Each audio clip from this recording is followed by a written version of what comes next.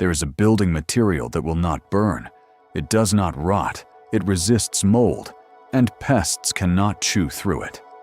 What makes it even more remarkable is that the longer it remains standing, the stronger it becomes, slowly transforming over the years into something like stone.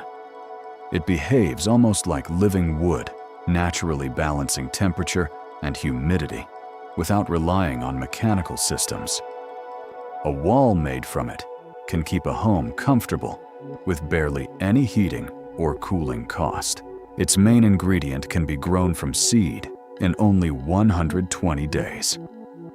Yet in 1937, the United States government made the source plant illegal to grow. Not because it was ineffective, but because 3 powerful men believed it posed a threat to their wealth. This is the story of hempcrete, a criminalized building material that might have given ordinary American families homes that were fire-resistant, durable, and far less dependent on corporate industry. It is also the story of the men who made sure that future never arrived. Welcome to Botanical Vault. This story begins in France, not in the 1980s, when modern architects brought the material back into public view, but much earlier. It begins in the 6th century AD, around 500 years after the fall of Rome, near the Sarthe River. There, engineers in the Merovingian kingdom built bridge abutments using a mixture of hemp fibers and lime. The bridges themselves have disappeared, but the hemp-lime foundations beneath them still survived. Archaeologists discovered them intact 1,400 years later. Far from France and India, the carved Buddhist caves of Ellora offer another clue to this material's history. The plaster covering the walls has protected delicate carvings from humid monsoon conditions for more than 15 centuries. When researchers studied that plaster in 2016, they found traces of pounded hemp. These caves are regularly exposed to flooding during the rainy season, yet the plaster has never crumbled, molded, or failed. The recipe behind it is surprisingly simple. It uses the woody inner core of the hemp plant, known as the hurd. The same part rope makers once discarded as waste. That hurd is mixed with lime and water, then packed into wall forms around a timber frame and left to cure. From there, something almost magical begins to happen. The lime absorbs carbon dioxide from the air through a process known as carbonation. Over time, across months and years, sometimes taking as long as 12 years, the lime gradually changes back into calcium carbonate. In other words, it turns back into stone, while the hemp fibers become locked inside a growing mineral structure.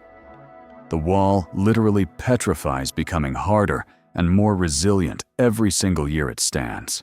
Because of the high silica content in the hemp fibers, fire cannot take hold.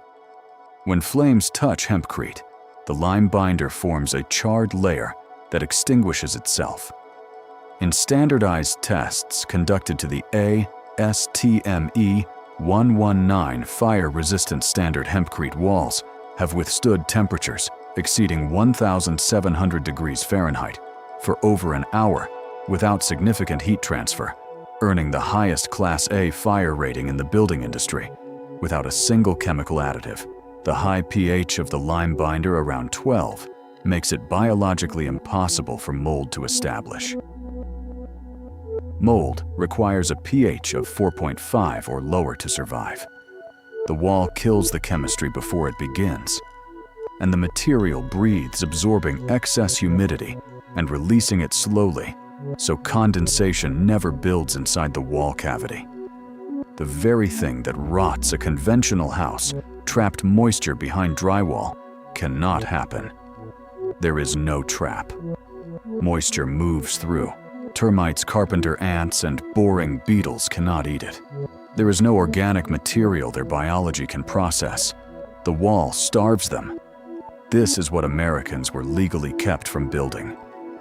In 1619, the colonial government of Jamestown issued a mandate. Every farmer in the colony was legally required to grow hemp. The plant was so essential to survival that it functioned as legal tender. You could pay your taxes with it.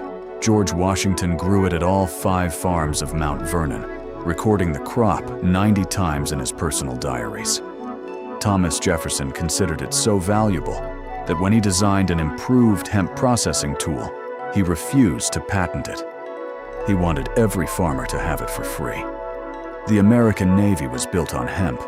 The sails and rigging of every warship required thousands of pounds of it. And inside those hemp stalks in the woody herd that was stripped away and discarded during fiber processing was the raw material for hempcrete. Every ton of hemp fiber processed left behind a mountain of herds, the exact material needed to build indestructible walls. But colonial builders did not know what the Merovingian engineers had known. That knowledge had not crossed the ocean, and what happened next ensured it never would. In the mid-1930s, everything was about to change. An inventor named G.W. Schlichten had developed the decorticator, a machine capable of separating hemp fiber from its herd at industrial speed at a cost of half a cent per pound. American hemp could suddenly compete with anything on Earth. In the spring of 1937, the editors of Popular Mechanics prepared an article calling hemp the new billion-dollar crop, predicting it would become America's most important agricultural resource. The article ran in February 1938. 6 months later, it was already too late. 3 men had decided this could not be allowed to happen. William Randolph Hearst was the most powerful newspaper publisher in America. He was also the owner of vast timber holdings across the continent, and his paper mills ran on wood pulp. Hemp could produce 4 times more paper per acre than trees. If hemp became the industry standard, Hearst's forests and his mills would become worthless overnight. The DuPont family had just patented nylon in 1935. They were developing a massive suite of synthetic petrochemical products, plastics, synthetic textiles, chemical solvents, to replace natural materials across every industry. Hemp competed directly with nylon for rope and textiles. The newly efficient hemp herd competed with DuPont's chemical wood pulp process for paper. Hemp grew from the dirt for free. DuPont's chemicals had to be purchased year after year from DuPont. Andrew Mellon was the Secretary of the Treasury, the wealthiest man in America, and the chief banker to the DuPont empire. In 1931, he had appointed his future nephew-in-law, a former Prohibition enforcer named Harry Anslinger, to lead the newly formed Federal Bureau of Narcotics. Anslinger needed a mission. Mellon gave him one. What followed was a masterclass in corporate propaganda. Hearst's newspapers ran a sustained campaign equating the industrial hemp plant with marijuana, printing fabricated stories of violence and moral collapse. The word marijuana, then unfamiliar slang, was deliberately weaponized in the headlines because most Americans did not know it referred to the exact plant their farmers had been growing legally for 3 centuries. When the Marijuana Tax Act came before Congress in 1937, the hearings lasted only a matter of hours. Anslinger testified by reading Hearst's newspaper stories aloud into the congressional record as if they were government findings.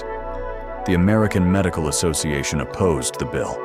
A representative from the hemp industry begged to testify. Neither was given adequate time. The act passed.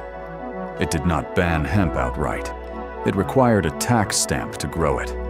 But the stamps were nearly impossible to obtain. To get a stamp, you had to already be growing hemp. To grow hemp, you needed a stamp. That impossible catch was intentional. The American hemp industry was dead within years. And look at what we build with instead. Today, the average American home is built from chemically treated pine studs, a wood frame so flammable that a house fire can consume the entire structure in under 10 minutes. The walls are filled with fiberglass insulation that compresses over time, loses its thermal value, and causes respiratory damage.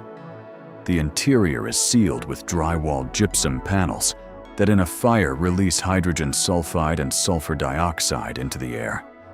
Your family is breathing that in. Termites eat the frame. Mold grows inside the wall cavities. Every material in that wall, insulation, sheathing, vapor barrier, must be purchased from industrial manufacturers on a 30 to 50-year replacement cycle. The house you build is a subscription. You pay for it forever.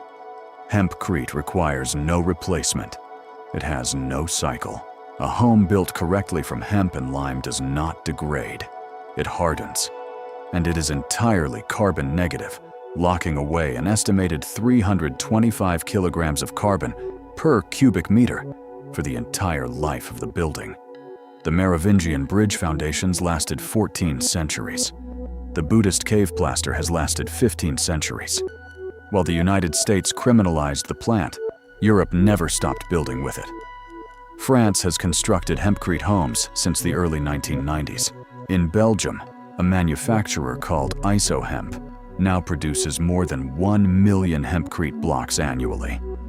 In England, contractors who work with it cannot understand why we pour toxic chemicals into conventional houses when a lightweight material that smells of the earth outperforms them all. In December 2018, President Trump signed the Agriculture Improvement Act into law, restoring industrial hemp to legal status at the federal level for the first time since 1937.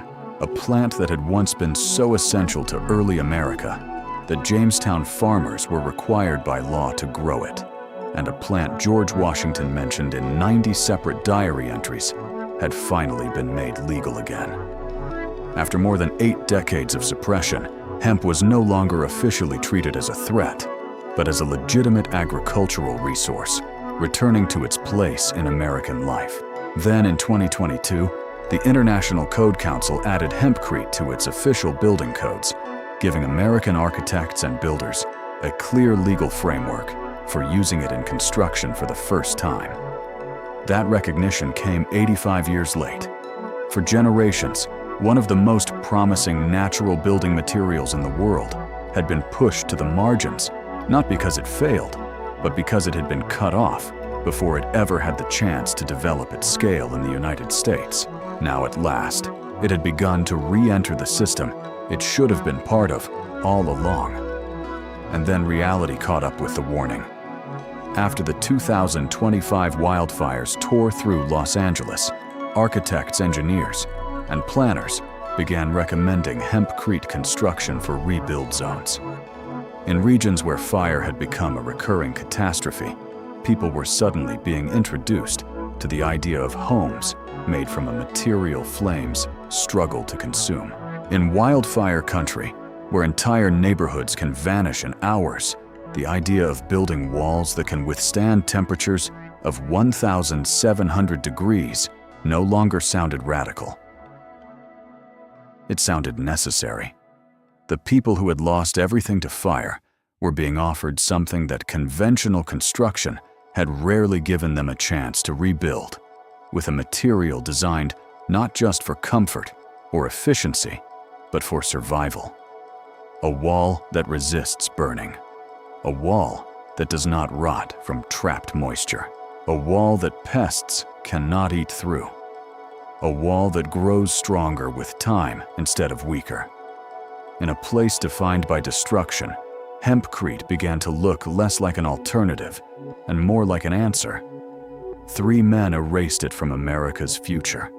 A continent remembered what it could do, and the material itself never stopped doing what it has always done. It waited, it hardened, it endured.